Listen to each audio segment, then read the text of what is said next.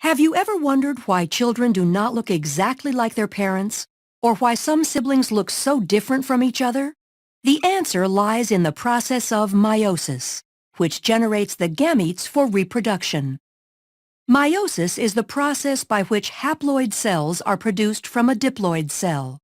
For this to occur, the chromosomes must be correctly sorted and distributed in a manner to create genetically unique cells with half the number of chromosomes as the original cell. Meiosis occurs in special cells called germ cells within the gonads of males and females. For the successful reduction in the number of chromosomes to occur in the new haploid daughter cells, 2 rounds of divisions are necessary. These divisions are termed meiosis I and meiosis II. Although the processes of mitosis and meiosis look similar, there are a few major differences. One obvious difference is that mitosis results in 2 diploid daughter cells, and meiosis results in 4 haploid cells. As in mitosis, meiosis begins after a cell has successfully completed the G1, S, and G2 stages of interphase. During the S phase of interphase, the DNA is replicated, producing 2 copies of each chromosome called sister chromatids. The paired centrioles in the cytoplasm duplicate and begin extending microtubules that will form the meiotic spindle. Sister chromatids remain attached at the centromere and condense as the cell enters prophase I of meiosis. Up to this point, the cell looks similar to mitosis, but 2 events occur in meiosis that do not occur in mitosis and lead to genetic diversity. The first event occurs during prophase I, when homologous pairs of sister chromatids lie side by side in a process called synapsis, forming a tetrad or bivalent. The homologous chromosomes share similar but not necessarily identical genes. Once this structure is formed, the second event, called crossing over, can occur.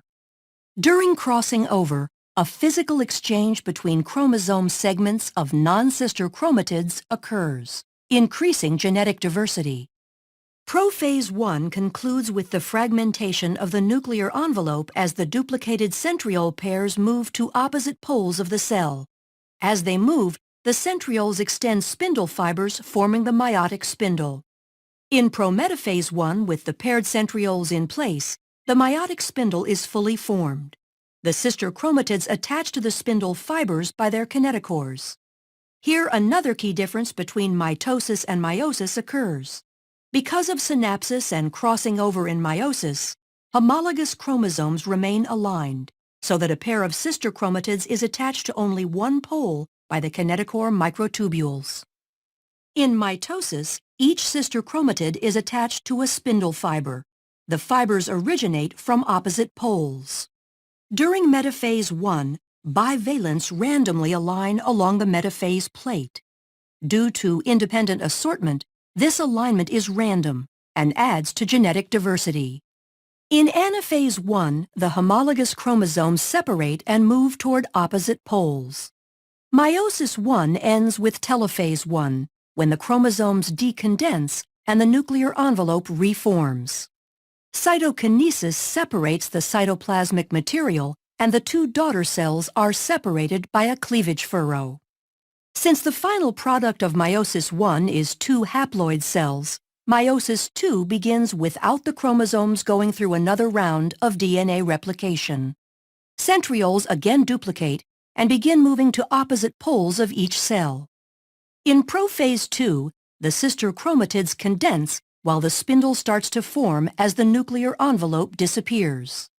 In prometaphase II, the sister chromatids attach to the spindle by kinetochore microtubules, with sister chromatids attached to opposite poles.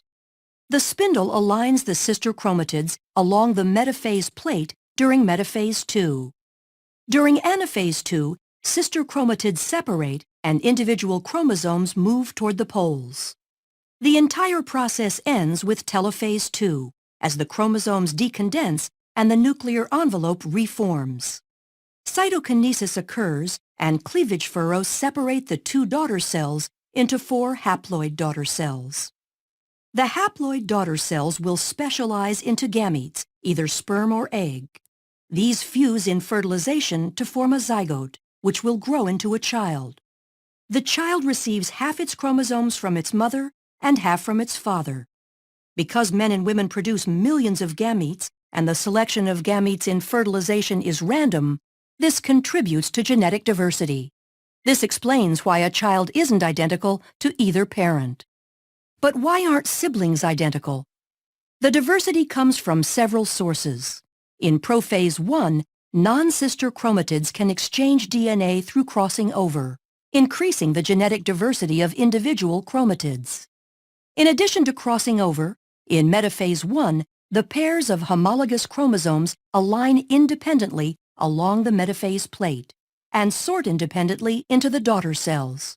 This process, called independent assortment, produces 4 genetically distinct haploid gametes.